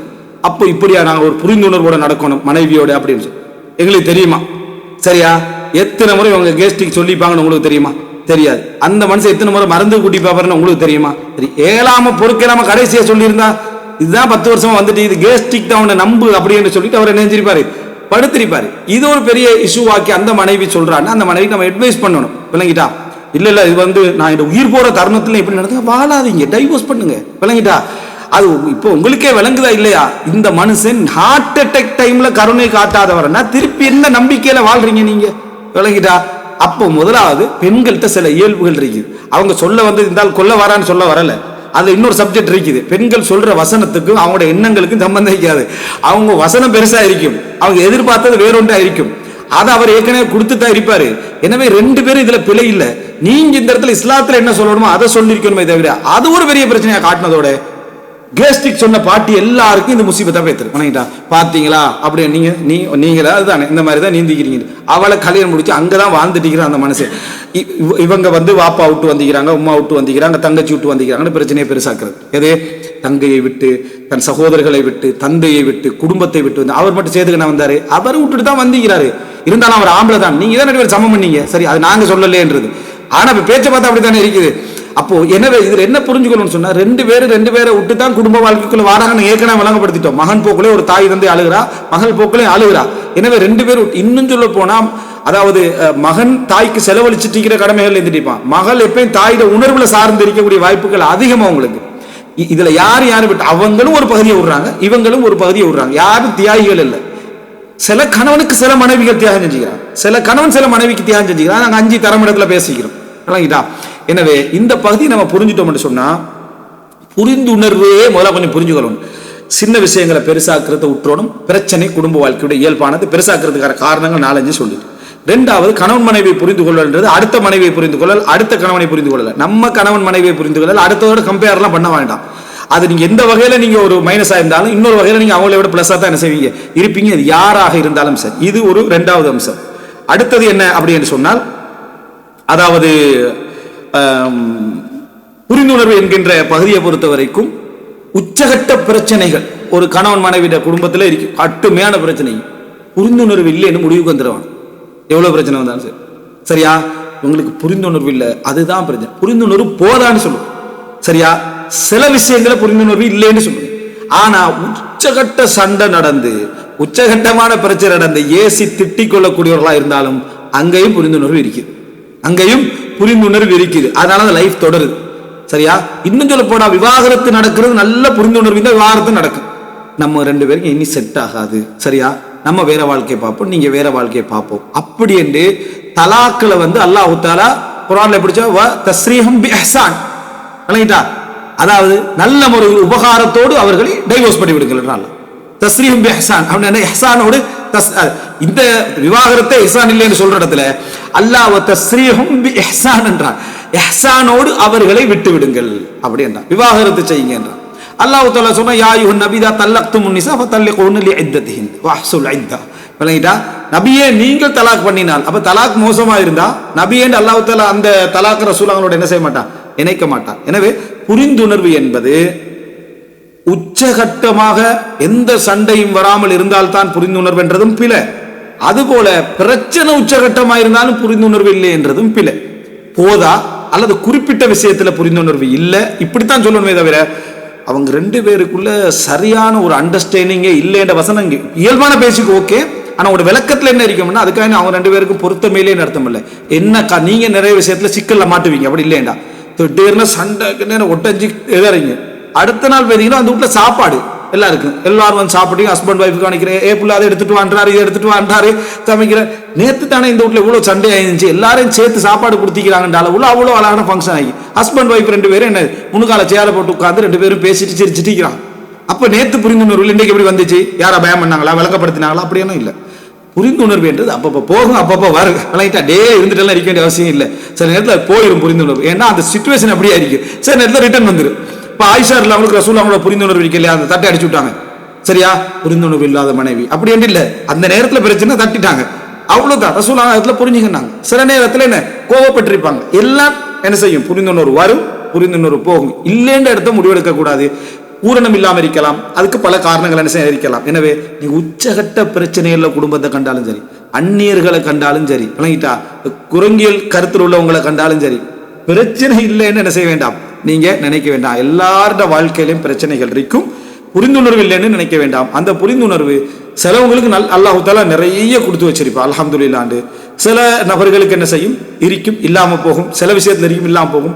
எனவே இல்லை என்ற முடிவுக்கு எந்த குடும்பத்திலேயே வர விவாகரத்தை நடந்தாலும் புரிந்துணர்வு என்ற முடிவுக்கு வர வேணாம். விவாகரம் நடந்தால் ரெண்டு பேரும் அண்டர்ஸ்டாண்டிங்கோட சரி. சில நேரத்தில் ரெண்டு பேரும் பொருத்தமாக இல்லை, பெரிய சண்டையோடு இருந்துட்டாங்கன்னா சரியான ஒரு அண்டர்ஸ்டாண்டிங் கொண்டு அவங்க லைஃப்ல இருக்கல, அதனால பிரிஞ்சுட்டாங்கன்ற வார்த்தை பிள்ளை இல்லை. அந்த வார்த்தை பிள்ளை இல்லை. விளக்கத்துல என்ன இருக்கணும்னா சில விஷயங்கள்ல இருந்திருக்கும், சில விஷயங்கள் உவாமைகளாக இருந்திருக்கும் அப்படின்றத நம்ம புரிஞ்சு கொள்ளணும். ரைட். அடுத்தது என்ன என்று சொன்னா, அப்ப இதெல்லாம் சில சில நுக்தாக்கள் புரிந்துணர்வை புரிந்து கொள்ள. அடுத்தது என்ன அப்படின்னு சொன்னால், அதாவது பெண்களுடைய இயல்புகள், அவர்களுடைய வளமைகள், கணவனுடைய இயல்புகள், அதனுடைய வளமைகள் ஒரே போக்கில் தப்சீர் பண்ணப்பட, தபியத்துகளை ஒரே போக்கில் தப்சீர் பண்ண கூடாது. ஏன்னா நாங்க தெளிவா பேசிக்கிறோம் பொருத்தப்பாடு அப்படின்னு. சரியா? சரியான ஹார்டான பெண் அப்படின்னு சிலர் சொல்லுவாங்க. அது ஹார்டான பெண்ணாக இருந்தால் உனக்கு தான் செட் ஆகல, அவ்வளவுதான். ஹார்டான நபர் இவரெல்லாம் கொஞ்சம் அதாவது கொஞ்சம் ஒரு இறுக்கத்தனமான ஒரு இதோட உனக்கு தான் அது. அதே பெண் டைவோர்ஸ் எல்லாம் நடந்த கூட பார்த்தா நிம்மதியா நல்ல முறையில வாழ்ந்துட்டு அந்த ஹஸ்பண்ட் அவ்வளோ திருப்தி ஆயிப்பாரு, ஹிப்தாவோட இருப்பாரு இவரோட சேர்ந்ததுக்காக வேண்டி. இப்ப என்னது தப்சீர் எங்க போச்சு? அப்ப அதனால விளக்கங்களையும் ஒன்றுக்குரிய வழிந்துரைகளும் நம்ம ஜைதுரான வரலாறு சொன்னோம், நிறைய விஷயம் உதாரணங்கள் சொன்னோம். அதனால எப்பயுமே ஆணுடைய இயல்பையும் பெண்ணுடைய இயல்பையும் பொருத்தத்தை வச்சு வேணும்னா விளக்கம் சொல்லுங்களே தவிர ஒரே தப்சீர்ல என்றைக்கும் விளக்கம் சொல்ல வேண்டாம். அதாவது பெரும்பாலான இடங்களை நீங்க பாருங்க, மார்க்கத்தை படிச்சவங்களா இருந்தாலும் சரி, இவரோட செட் ஆகலண்டா, இவரோட பிரிஞ்சு போட நரகவாதி, இவர் தான் சொர்க்கத்துக்கான அடையாளம். செட்டே சரியே வராது. விளங்கிட்டா? சுப்ஹானல்லாஹ். அல்லாஹ் தஆலா இந்த மாதிரி பெண்களுக்கு நரகத்தை தான் வச்சிருப்பா. என்னடான்னா இவரோட சண்டையா, அதனால அந்த மாதிரி பெண்களுக்கு நரகத்தை தான் அல்லாஹ் தஆலா வச்சுக்கிறான். அதுக்குன்னு சில குர்ஆன் வசனங்களை வலிந்தெடுத்துக்கன்னு என்ன செய்யறது, விளக்கம் சொல்றது. அதே போல மனைவி என்ன நினைக்கிறேன்னு சொன்னா, இந்த மாதிரி கணவன்மார்களுக்கு அல்லாஹ் தஆலா மறுமையில என்ன தண்டனை வச்சிருப்பானோ அப்படின்னு அவங்களும் நினைக்கிறது. டைவோர்ஸ் பண்ணிட்டீங்கன்னு சொன்னா அவருக்கு இன்னொரு மனைவி கிடைச்சிரும், உங்களுக்கு இன்னொரு கணவன் கிடைக்கலாம். சில வேளை ரெண்டு பேரும் சொர்க்கத்துக்கு போறதுக்கான வாய்ப்பு என்ன செய்யும் இருக்கும். அதனால எல்லா ஆண்களையும் எல்லா பெண்களையும் மார்க்கத்துக்கு முரண்பட்டாலே தவிர தஃசீர் பண்ணக்கூடாது. இயல்புகளை மார்க்கத்துக்கு முரண்படுதுண்டா தொழுகை இல்லை, நோன்பு இல்லை, கடமையான நோன்பு இல்லை, அதே போல என்ன மார்க்க சட்டங்களை பேணுதல் இல்லை, ஒழுக்கம் இல்லை, இதனாலதான் அவன் மானான்னு சொல்லிக்கிறானான்னு நினைக்கணும். அவன் எல்லாத்துலயும் செட் ஆகிட்டு நிற்பான். ஒழுக்கம் இல்லாமிக்கிற, தொழுகை இல்லாமிக்கிற அதுன்னு சொல்லிட்டு திடீரென 2 பேருக்கு பொறுத்தவரை மனைவி எப்படி கடவுள் நடக்கும்னு ஒரு அடிப்படை விஷயம் தெரியாது. ஹஸ்பான் அடே பொழல்ல, நோன்பு வைக்கல, ஒழுக்கத்தை பார்க்கல, ஒன்றும் பார்க்கல, அப்போ உனக்கு தெரியாத இஸ்லாம் மனைவி கடவுளோட எப்படி நடக்கலன்னு ஒரு டைவர்ஸ் பண்ணாரானா எப்படி இதில் சொர்க்க நிறைய இதில் எப்படி தீர்மானிக்கிறது? அப்போ அதனால் அவருடைய தண்டனையாக கூட இருக்கலாம். எனவே எல்லாருடைய விஷயங்களை நீங்கள் புரிந்துணர்வு பேசுகிற சந்தர்ப்பங்களில் இப்படி தலையிட வேண்டாம். இந்த மாதிரியான இயல்புகளில் தலைவிட அவரே சொன்னாலும் சரி, அந்த கணவனே என்ன சொன்னாலும் சரி, அந்த மனைவியை சொன்னாலும் சரி இருக்கலாம். சிலரை பார்த்தீங்கன்னா மார்க்கப்பட்டுள்ள ஒருத்தரோடு முடிச்சிருந்து பெரிய அதாபு, அவர் டைவர்ஸ் பண்ணிட்டாங்க, இன்னொருத்தரை முடிக்கிறார், 2 பேரும் அப்படி பொருந்தி போறார். இவருக்கு இப்போ என்ன சொல்றாருன்னா எப்படி செட் ஆகி போகுது அவங்க 2 பேருக்கும், அவன் மோசமானவனாய் போகணும். இது என்னது உங்களுக்கு இந்த தப்சு? உங்களோட மார்க்கத்துடைய கடுமையான இது உங்களுக்கு பிடிக்கல. அவங்க என்ன செய்யறாங்க, ஏதோ ஒரு வகையில் இவங்க சொல்றதுக்கு அவர் ஓகேன்றாரு, எல்லாத்துக்கும் என்ன செய்யறாரு, ஓகேன்றதுனால என்ன செஞ்சிடறாங்க, அதை விட்டுறாங்க. மார்க்கம் இல்லைன்ற அர்த்தமும் இல்லை, மார்க்கத்தில் உங்களோட அளவுக்கு அங்க இல்லை. சில வேளை உங்களோட மார்க்கத்துடைய பிடிப்பு அவங்க அகலாக்கூடிய எதிர்ப்பாக என்ன செஞ்சுக்கலாம், பார்த்திருக்கலாம் என்ற அடிப்படையில் வாங்க. அப்போ நீங்க சொல்றது பார்த்தா ஒரு பிரச்சனை இல்லாத மாதிரி கேட்டால் அப்படி இல்லை. அது பிரச்சனைகள் ஒரு பட்டியல் இருக்குது. அது என்ன நம்ம சொல்றோம், மார்க்கத்துடைய எல்லைகளை மீறுதல் என்ற ஒரு பகுதி இருக்கும், இன்னொரு பகுதி இருக்குது. ஆனா புரிந்துணர்வு என்ற செக்ஷனுக்குள்ள இதெல்லாம் கொண்டு என்ன செய்ய வேண்டாம், சும்மா அதாவது எல்லையை விரிவாக்கிட்டு என்ன செய்யக்கூடாது, போகக்கூடாது. அடுத்தது விட்டு கொடுத்தலும் இறங்கி போதலும், சில விஷயங்களை அதாவது என்னது உரிமைகளை கூட விட்டு கொடுத்தலும் புரிந்துணர்வுக்குள்ள வரும். இப்ப நம்ம கணவன் மனைவி புரிந்துணர்வுக்குள்ள எதெல்லாம் யோசிக்காமிக்கிறோம், பலதார திருமணம் பலருடைய சிந்தனையில வராது. கணவன் மனைவி புரிந்துணர்வு ஏகபோக மனைவி ஏகபோக கணவனை தான் சிந்தனையில இருக்கு. ஏன்னா நம்ம தபியத்துக்கு ஏற்ற மாதிரி தான் நம்ம விளங்குவோம் உண்டு. பலதார திருமணத்துக்குள்ளேயும் புரிந்துணர்வு அப்ளை பண்ணணும், சரியா உண்டு. 2வது ஜவாஜ் நஹாரியன்னு ஒன்றுச்சு, பகல் மனைவி ரெண்டு சலப்புகட்ட வாழ்க்கையில் என்ன நஹாரியா தண்டு அப்படின்னா என்னன்னா அவங்களை திருமணம் முடிச்சிருப்பாங்க. ஆனா இவங்களுக்கு என்ன நாட்களை கசம் பண்ணக்கூடிய, நாட்களை பிரிச்சு கொடுக்கக்கூடிய அமைப்புல என்ன செஞ்சிருக்காது, இருந்திருக்காது. அவங்களுக்கும் திருமணம் முடிக்கணும் தேவை வந்திருக்கும். அவங்க எக்ரிமெண்ட்ல என்ன செஞ்சிருப்பாங்க, அக்குதனி காலை நம்ம சொல்ற நிபந்தனை சொன்னோம், நீங்க இரவுகள்ல என்ன எங்கள் வீட்டுல தங்கணும் அவசியம் இல்லை, பகல் நேரங்கள்ல என்ன வந்தா போதும். இவங்களுக்கு நஹாரியா தண்டு வரலாற்றுல என்ன செஞ்சு வந்திருக்கு சலப்புகள் இதுல எல்லாம். அப்போ இங்க என்ன புரிந்துணர்வு, 2 பேருக்கு சரியான புரிந்துணர்வே இல்லை, அங்க இரவு அந்த பக்கம் போறாரே இல்லைன்னு நீங்க என்ன செய்யக்கூடாது, இதுல தலை போடக்கூடாது. அது அவங்க 2 பேரும் தான் புரியணும்னு சொன்னேன்னா சரியா, அது அவங்க 2 பேரும் தான் புரிஞ்சுக்கணும். நீங்க இடையில போய் நீங்க இப்படி விட்டு கொடுக்காதீங்க என்று சொல்லி சண்டை என்ன செய்யணும், மூட்டி விட வேணும். அது அவங்க 2 பேரும் புரிஞ்சுனாங்க, ஒப்பந்தம் பண்ணிட்டாங்க, இறங்கிட்டா வசூல் ஹைர், சமாதானமே சிறந்ததுன்னு அல்லாஹ் தஆலா சொல்றான். சிலதை விட்டு கொடுத்து சமாதானம் செய்யறத சிறந்தது அல்லாஹ் தஆலா சொல்றான். அதே போல சில நேரங்கள்ல சிறாக திருமணம் முடிச்சிருவாங்க, ரகசியமா திருமணம் முடிச்சிருவாங்க. திருமணம் பண்ணாவே பகிரங்கப்படுத்தணும். ஆனா அந்த பகிரங்கப்படுத்துறது கொஞ்சம் நாளை பிறகு பகிரங்கப்படுத்தும், ரகசியமா திருமணம் முடிச்சுப்பாங்க. இவங்கள என்ன புரிந்துணர்வு, இவங்கள பிரச்சனை வேறையா இருக்கு, சரியா. ஒரு ஷாப்பிங் மால் கூட்டிட்டு போயிருப்பாரு, போயிட்டீங்களா கண்ட்ரிப்பா கண்ட்ரி வைஃப் தானே இவர் அப்படின்னு சொன்ன இல்லைன்னா அது பெரிய பிரச்சனையா மாறி இவங்களுக்கும் நீங்க எப்படி பிரச்சனையை தீர்க்க போறீங்க, சரியா. அவர் தான் இவர் அடையாளப்படுத்தப்படான்ற எக்ரிமெண்ட்ல இருந்திருக்கு, 2 பேரும் எக்ரிமெண்ட்ல இருந்திருப்பாங்க. அவருக்கு வாழ்க்கை கிடைச்சிக்கும் ஒப்பந்தம் பண்ணி முடிஞ்ச பிறகு முழு மனைவிட அந்த உரிமை அவங்க கேட்கிற இடத்துக்கு வந்திருப்பாங்க. இந்த பிரச்சனையில் எப்படி நீங்க அணுகுவீங்க அப்படின்னு ஒன்று இருக்குது. அறிஞர்கள் இந்த மசாலா நிறைய ஆய்வு செஞ்சுக்கிறாங்க. ஒருத்தர் ரகசியமா என்ன செய்யறாரு, 5 பேரை வச்சு கல்யாணத்தை முடிச்சிடுறாரு, முடிச்சுட்டு ஒரு மகரை சொல்லிடுறாரு. அப்புறம் எல்லாம் முடிஞ்சு சார் இப்ப பகிரங்கப்படுத்த விட அப்போ ஒரு மகரை சொல்றாரு. இப்போ ஒரு 500 அப்பா ஒரு 5000 மகரை செஞ்சுட்டாரு. ரகசியத்துல 5000 மகரை சொல்லிட்டு பகிரங்கமா 500 மகரை சொன்னா எதை கொடுக்கணும் அப்படின்னு ஒரு என்ன கருத்து முறைப்பாடு இருக்கு. 2 அக்னிக்கா பண்ணலாமா அப்படின்னு கருத்து முறைப்பாடுகள் இருக்கு. எனவே புரிந்துணர்வு என்ற பகுதியை நீங்க ஒரு இடத்துல வச்சு என்ன செய்யலாம், யோசிக்கலாது. இப்ப இது புரிந்துணர்வுக்குள்ள வருமா வராதா, இதெல்லாம் புரிந்துணர்வற்ற திருமணங்கள் அப்படி சொல்ல போறீங்களா, எந்த லிஸ்ட்ல என்ன செய்றீங்க சொல்ல போறீங்கன்னு சொல்றீங்க. அப்ப அதனால இந்த பகுதியெல்லாம் என்ன செய்யணும், நீங்க எடுத்துத்தான் புரிந்துணர்வு என்ற பாபுக்குள்ளால போன இதெல்லாம் அந்த சமுதாயத்துல வரவே புரிந்துணர்வே இல்லை, எது டார்வினிசத்துல, சரியா. அப்போ அதெல்லாம் சொல்ல போனா அவங்களுக்கு இப்படி ஒரு சப்ஜெக்டே இல்லை. அவங்க என்ன சொல்றாங்கன்னா பயாலஜிக்கல் இம்ப்ரூவ்மெண்ட், டெவலப்மெண்ட், எவல்யூஷன், அதாவது உயிரியல் அபிவிருத்தி. இதெல்லாம் இன்றைய உயிரியல் அபிவிருத்தியுடைய வளர்ச்சியில் சகோதர சகோதரத்துவம் உருவாக்கிதான். இன்னும் கொஞ்சம் காலத்தில் சகோதர சகோதரத்துவம் உயிரியல் அபிவிருத்தியில காணாம பெற்றுருமா. அந்த டீமோட உட்கார்ந்துட்டீங்கன்னா விளக்கத்தை மாத்திக்கிட்டு என்ன செய்யும், போ கடைசியில தீவு தான், சரியா. அடுத்தது என்ன அப்படி என்று சொன்னால், அதாவது அது என்ன, அதாவது இது புரிந்துணர்வுடைய பகுதியில் இது வரும். அடுத்தால் வாஜிப் வல் ஹுகூக் வல் மஸ்ஊலியா. புரிந்துணர்வுடைய பெரும் பகுதி இதுதான். எது கடமை, மனைவி என்ன கடமை செய்யணும், கணவன் என்ன கடமை செய்யணும், இது அல் ஹுகூக். மனைவிட உரிமைகள் என்ன, கணவன் என்னென்ன உரிமை கொடுக்கணும், விளங்கிட்டா? அதே போல அந்த கணவனுடைய உரிமைகள் என்ன, மனைவி என்னென்ன கொடுக்கணும், இதுதான். இதை நிறைய பேர் புரிந்துணர்வுக்குள்ளே வைக்க மாட்டாங்க. ஏன் வைக்க மாட்டாங்கன்னா, ஒருத்தர் 4 திருமணம் முடிச்சுக்கிறார். என்ன ஹக்கு இப்ப கணவனுக்கு இருக்கு, சரியா? இவங்க 3 நாளுக்கு ஒருக்க தான் வருவாங்க. புரிந்துணர்வு இல்லாத குடும்பம் மட்டும்தான் இந்த சமூக வரவேற்கிறதுல சொல்லணும். ஏன்னா சண்டை எப்படி கன்ஃபார்ம், சரியா? அப்போ எப்படி இதுக்கு வரைக்கலாம் சொல்றது? அதனால அந்த தப்சீர், பலதார திருமணத்துடைய தப்சீர் எல்லாம் பட்டிக்கிற அதாபிரிக்கு தானே டிஃபரெண்டான தப்சீர்லாம் வந்துருக்கு. பலதார திருமணம் தொடர்ல அதெல்லாம் நான் விளங்கப்படுத்துவேன், சரியா? அப்போ இதுல என்னன்னு சொன்னால், கடமை, உரிமை, பொறுப்பு. கடமை, உரிமை, பொறுப்பு, இந்த 3ம் தான் புரிந்துணர்வுடைய மிகப்பெரிய பகுதி, சரியா? மத்த புரிந்துணர்வு உயிரோட்டம். மத்த புரிந்துணர்வு உயிரோட்டம் என்ற பகுதியை நம்ம என்ன செய்யணும், தெரிந்து கொள்ளணும். அதுல உயிரோட்டம் சார்ந்த பகுதி ரூஹானி, அந்த குடும்பத்துடைய ஒரு ஒரு ஒரு சார்ஜ் மாதிரி இருக்கும். இவைகள் புரிந்துணர்வுடைய மிக முக்கியமான பகுதி.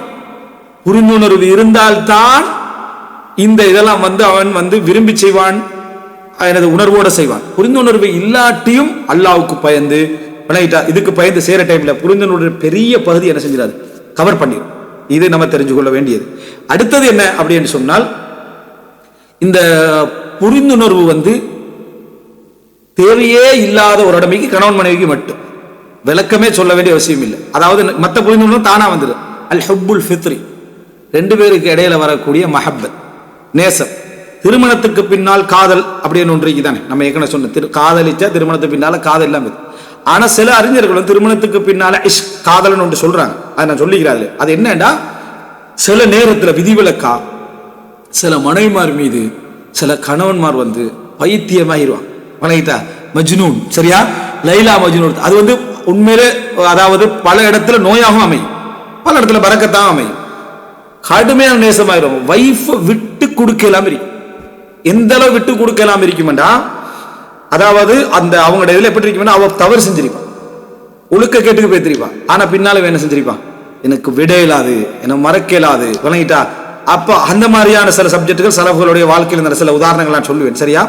அப்போ அதாவது எனது ஹஜ்ஜாஜ் இப்னு நஸ்ர், அடுத்தது போல இன்னும் கொஞ்சம் நபர்கள்ட்ட செய்திகள் கொஞ்சம் இருக்குது. அப்போ இவங்க இதில் நீங்க பார்த்தீங்கன்னு சொன்னா விட்டு கொடுக்கலாம் இருப்போம். அப்படி ஒரு நேசம். இங்க நீங்க புரிந்துணர்வு தரிசே தேவை. அங்க உங்களுக்கு என்ன, நான் உங்களுக்கு 5 தரம் சொன்னேன் உங்களுக்கு. அதுல இவங்களுடைய என்னது பாசமும் அவங்களுடைய பாசமும் சேர்ந்து அமைச்சிட்டேன்னு வைங்களே, 100 நல்லா 100 தான் அது, சரியா? அது என்ன, இன்னி ருசிக்து ஹுப்பஹா ரசூலுல்லாஹ் சொல்றாங்க. ஹதீஜா சொல்ற சந்தர்ப்பத்தில் என்ன, அப்படி ஹுப்பு எனக்கு ரிஸ்காக வழங்கப்பட்டிருக்குது. ஹுப்பு தானா வந்துட்டு நான் என்ன செய்ய, அந்த மாதிரி ரசூல் ஸல்லல்லாஹு சொல்றாங்க. அப்படி ஒன்று கிடைச்சிட்டா அது இப்போ நம்ம கஷ்டப்பட்டு உழைச்சிட்டெல்லாம் ஈக்கலாது, தானா கிடைக்கிறது. அது கிடைச்சா மிச்சம் நல்லது. இல்லைன்னா பொறாமப்பட்டீங்களா, அந்த மாதிரி உங்களுக்கும் வராதா அப்படின்னு கேட்கல. கேட்டா வருது, உனக்கும் வருது இல்லையே, அப்ப எப்படி வரு அப்படின்னு நம்ம என்ன செய்ய, ஒரு தரப்பால சில டைம்ல வரலாம், இன்னொரு தரப்பால வராம கூட இருக்கலாம். எனவே இந்த மாதிரியான இஷ்குடைய ஒரு இடத்துக்கு போயிடும். இது பல இடங்கள்ல ஆபத்தையும் விளைவிக்கும். மனைவிட மார்க்கத்துக்கு முறான விஷயத்தை கண்டுகொள்ள மாட்டார். மனைவியை கட்டுப்பட்டிருக்கக்கூடிய நிலைமை என்ன செய்ய உண்டாகும். தந்த குடும்பம், தன்னுடைய சகோதரர்கள், மற்ற உரிமைகள் இவைகள்லாம் தட்டி தூக்கிடும். மனைவியை அவருடைய குடும்பத்தோட சேர விடாத அளவுக்கு ஒரு இறுக்கமான நிலைமை இவன் தொழில் துறவுக்கு போகலாத அளவுல என்ன பல விஷயங்கள் லைஃபுடைய முன்னேற்றங்களை எல்லாம் இழந்திருப்பான். ஏன் இவனுக்கு அந்த இந்த விலகிட்டா இதன் காரணமா. சோ இந்த மாதிரியான ஒரு நிலை சில பொழுதுகள்ல மற்றவர்களுக்கு புரிந்துணர்வு படிப்பிக்க வேண்டிய, உனக்கு மனைவிகளை புரிந்துணர்வு ஒரு பக்கம் இருக்கிறது, அடுத்தவர்களை புரிந்து கொள்வது எப்படி, தாய் தந்தையோடு நடந்து கொள்வது எப்படி, அந்த புரிந்துணர்வை சொல்லணும். ஏன்னா இது இவனுக்கு என்ன செஞ்சிடும், ஒன்றை நீ விரும்புவது ஒன்றை குருடனாக்கும் செவிடனாக்கிடும், ஊமையாக்கிடும் செவிடனாக்கிடும், சரியா, எல்லாம் ஆக்கிடும். அதனால இதுல கவனமா இருக்கணும். எனவே சில நபர்களுக்கு 2 பேருக்கு இடையில ஒரு ஹப்போ அல்லது இஷ்கோ ஏதோ ஒன்று அளவுக்கு மேல வந்துட்டா அது புரிந்துணர்வுடைய தரிசுகள் நிறைய அவங்களுக்கு தேவையில்லை, தர்த்தீப் பண்ணணும். வலைவிலக்கணப்படுத்தி அல்ஹம்துலில்லாஹ் அந்த வாழ்க்கை போயிட்டு கொஞ்சம் அப்படி பேசுறாங்க இப்படி பேசுறாங்க, இந்த லெவலுக்கு போன ஆபத்து அப்படின்னு கொஞ்சம் அதை மட்டும் சொல்லி கொண்டிருக்க வேண்டி இருக்கும். இதையும் நம்ம தெரிஞ்சுக்கிறோம். அடுத்தது என்ன அப்படின்னு சொன்னால், இதுல நம்ம புரிந்துணர்வுல அன்பு அவசியமான பாபுன்னு இருக்குது, சரியா? அந்த பகுதியில் நம்ம ஏற்கனவே சொல்லிட்டோமோன்னு ஒரு டவுட், கொஞ்சம் தான் சொன்ன மாதிரி அன்பு அவசியமா. ஏன்னா அந்த புரிந்துணர்வுல அது மிக முக்கியமான ஒரு இடம் தான் இது. அடுத்தது மராஹில் ஹுப்ப தத்தவூரி ஒன்று வழங்கிட்டா. அது என்னன்னு சொன்னா இந்த 6 கல்யாணம் முடிச்சிருப்பாங்க. உம்மா சொல்லி கல்யாணம் முடிச்சிருவோம், வாப்பா சொல்லி கல்யாணம் முடிச்சிருப்பாங்க. 3 மாதம் அப்படி ஒரு விதமான வாழ்க்கை போய்க்கும். அதுக்கப்புறம் பிரச்சனை அப்படி ஸ்டார்ட் ஆகிக்கும். சண்டை அப்படின்னு வாழ்க்கை வளர்ந்துட்டு அப்படி போப்போ அவங்களோட வாழ்க்கை 10 வருஷம் வாழ்ந்திருப்பாங்க, 20 வருஷம் வாழ்ந்து 30 வருஷம் வாழ்ந்திருப்பாங்க. இவங்க புரிந்துணர்வு இவங்களுக்கு பெரிய தரிசு தேவையில்லை. ஏன்னா 30 வருஷம் வாழ்க்கை பாடத்தை அவங்க கடந்துட்டாங்க. இப்ப அவங்க 2 பேருக்கும் புரிந்துணர்வு பாடம் நம்ம எடுத்துட்டே. ஏன்னா அவங்க புரிந்துணர்வு கட்டத்துல எல்லாத்தையும் பார்த்தாச்சுன்ற ஒரு இடத்துக்கு அவங்க வரலாம். அவங்களுக்கு அறிவும் இருந்துச்சுன்னா, விளக்கம் இருந்துச்சுன்னா இன்னும் கொஞ்சம் நல்லா என்ன செஞ்சிருக்கும் இருந்திருக்கும். ஏன்னா இவங்களுக்கு இடையில ஒரு மஹப்பத் வந்திருக்கும். இதுக்கு சொல்றது தவாமுல் அலாக்காவால். அதனால ஒரு அலாக்கா தொடர்ந்து இருந்தா, நம்ம ஒரு இடத்துல வாழ்றோம், ஒரு ஸ்கூல்ல படிக்கிறோம், ஒரு காலேஜ்ல படிக்கிறோம், ஒரு ஊர்ல இருக்கிறோம், ஒரு 5 வருஷத்துல வேலை செய்யறோம், பெரியக்குள்ள ஒரு வேதனை வரும் பாத்தீங்களா. இந்த மாதிரியான இவர்களுடைய தொடர்ச்சியான போராட்டம் ஒரு 10-15 வருஷத்துக்கு எப்படி ஆயிருமாண்டா. நமக்காக வேண்டி இவ்வளோ என்ன கஷ்டப்பட்டுக்கிறான், நம்மளுக்காக வேண்டிய வேதனைப்பட்டுக்கிறான், நம்மளுக்காக எவ்வளோ விஷயம் நம்மளோட குணங்கள் எல்லாம் அனுசரிச்சு அவன் நினைப்பான் என்ன எத்தனையோ விஷயம் நானும் செஞ்சுக்கிறேன், அத்தனையும் அவர் பொறுத்துட்டு இருந்துக்கிறார். இது ஒரு மஹப்பத்தை உருவாக்கும் விளங்கிட்டா. இது சம்பந்தமாக நிறைய செய்திகள் என்ன செய்து இருக்குது. அப்போ இந்த மாதிரியான இதுகளை உருவாக்கி சட்டம் தான். ஆனா இங்க சில ஹுக்குகள் கூடுது. இங்க சில என்னது இஹ்திராமுல் மஷாயிர் உணவுகளை மதிக்கிறது கூடுது காலம் போக போக போக விளங்கிட்டா. அதனால இந்த இடத்துல நீங்க பாத்தீங்க அப்படின்னு சொன்னால் குர்ஆன் இது எப்படி அணுகிச்சு என்ற பகுதி ஒன்று இருக்கு. இதுலயும் புரிந்துணர்வு என்ற பகுதி அவங்களுக்கு ஆரம்பத்தில் சில பொழுதுகள் இல்லாமல் இருந்திக்கலாம். இது என்ன செஞ்சுக்கலாம், எப்படி கூடியிருக்கலாம். இறுதியாக எல்லாத்தையும் புரிஞ்சு கொள்ளப்படாது விளங்கிட்டா. எல்லாத்தையும் புரிஞ்சு கொள்ள நினைக்க கூட. ஏனென்றா எல்லாருக்கும் இஸ்லாம் ஹுசூசியா ஒரு பிரைவேசியோட எல்லையோடு வச்சிருக்கு. அவங்களுக்கு சில பிரைவேசி இருக்கணும், இவங்களுக்கு சில பிரைவேசி இருக்கணும். அதாவது ஒரு இஹ்திராம் கண்ணியத்தோடு கலந்த ஒரு பகுதி என்ன செய்யணும், அதுல இருக்கணும். அவங்களுக்கு சில எல்லைகள், இவங்களுக்கு சில எல்லைகள் இருக்கத்தான் வேணும். அந்த எல்லைகளோட தான் என்ன செய்யும் அந்த லைஃப் போகும். நாம் ஒன்றுக்குள் ஒன்று கலந்துருவோம் அப்படி என்று சொல்றா பொழந்துரும் கடைசியில். சரியா, நம்ம எப்பயும் ஒன்றுக்குள் ஒன்று கலக்கிற விஷயத்தை பொறுத்தவரை கவனமா இருக்கிறது. எனவே என்ன அதாவது எல்லாத்திலையும் முழுமையாக கலத்தல் என்கின்ற பகுதியில் அந்த திருமணம் முடிச்சோடனே உங்களோட பழைய ரகசியங்களை சொல்லுங்க இவர் ஃபுல்லா சொல்றதும் அப்புறம் அவங்க ஃபுல்லா சொல்றோம், இவன் மனசுல பதிஞ்சிடும். சபரோடைய ஒரு நாளை பார்ப்போம் அப்படி இப்படின்னு உன்னே தெரியும், நீ தான் அன்றைக்கு ஒரு சம்பவம் அதை குற்றம் சாட்டுறதுக்கான சொல்லல. ஆனா அதுல ஒரு படிப்பினை ஒன்று இருக்குதானே, அதோட இதை ஒப்பிட்டு பார்த்தா நீ எவ்வளவு மோசமான நம்மளுக்கு தெரியுதான்னு அப்பா அவள் நினைப்பாள். புரிந்துணர்வு அடிப்படையில் தான் இதை சொன்னோம். சரியா, அப்ப இது என்ன நடக்குது, கடைசியில் பிரியக்கூடிய ஒரு சந்தர்ப்பத்தை அந்த இடத்துல என்ன செஞ்சிருது, அது கொண்டு வந்து விடுகிறது என்பதையும் தெரிந்து கொள்ளணும். அடுத்தது எல்லாவற்றை விட புரிந்துணர்வுடைய மிக முக்கியமான பகுதி 3 விஷயங்கள். அன்புவாங்க, புரிந்துணர்வு, இன்னொன்று இருக்குது இஹ்திராம், ரெஸ்பெக்ட், கண்ணியம். விளங்கிட்டா, இவைகள்ல 3ல எது பெஸ்டா கண்ணியம். விளங்கிட்டா, ரெஸ்பெக்ட். மனைவிய அந்த அவனுடைய எல்லைகளோட என்ன பிரச்சனை வந்துட்டாலும் அவள் எப்படி நீங்க ஒரு கண்ணியமான முறையில 2 பேருக்கு இடையில பேச்சுவார்த்தைகளை வச்சுக்கொள்ளுங்களா, அந்த கண்ணியம் இருக்குதானே. நிறைய புரிந்துணர்வை விட கொட்டுற அன்பை விட கண்ணியம் மிகவும் சிறப்பானது. இஹ்திராம்.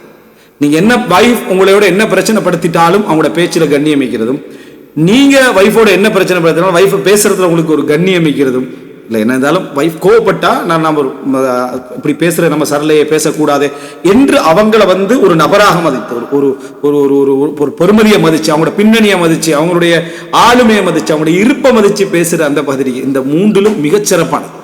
இது கிடைச்சிட்டுண்டா, இந்த பகுதி கிடைச்சிட்டு அப்படின்னு சொன்னா இந்த 2ம் கொஞ்சம் கொஞ்சமா உருவாகிடும். இந்த 2ஐயும் கெடுக்கிறதே இந்த இடம் தான். எதுனா கண்ணியமின்மை, பேச்சில ஒழுங்கின்மை, இவள் பிழை விட்டான்றதுக்காக வேண்டி கண்ட மேனிக்கு என்ன செய்யறது திட்டுறது, அதுக்கப்புறம் புரிஞ்சுக்கொள்ள சொல்ற நான் இப்படித்தான் இயேசுவை நீ புரிஞ்சுக்கன்றது. சரியா, எப்படி இவர் எவ்வளவு கீழ்த்தரமா அவர் இயேசுவாரு அவர் புரிஞ்சுக்கொள்ளணும். புரிந்துணர்வு கணவன் என்னது புரிந்துணர்வு லிஸ்ட்ல அதை சேர்த்துறது.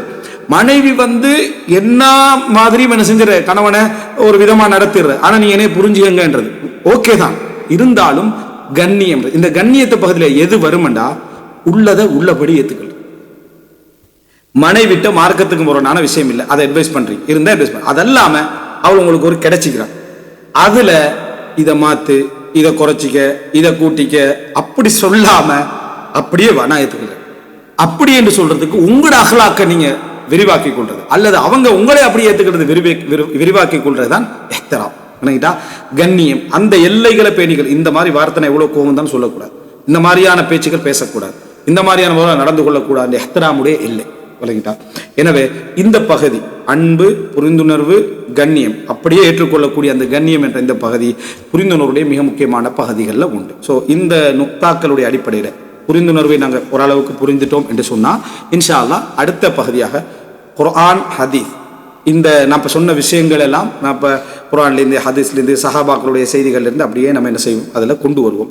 அப்படி கொண்டு வர சந்தர்ப்பத்தில் ஒரு முக்கியமான ஒரு பகுதி ஒன்று இருக்குது, உரிமைகளும் கடமைகளும் என்ற பகுதி.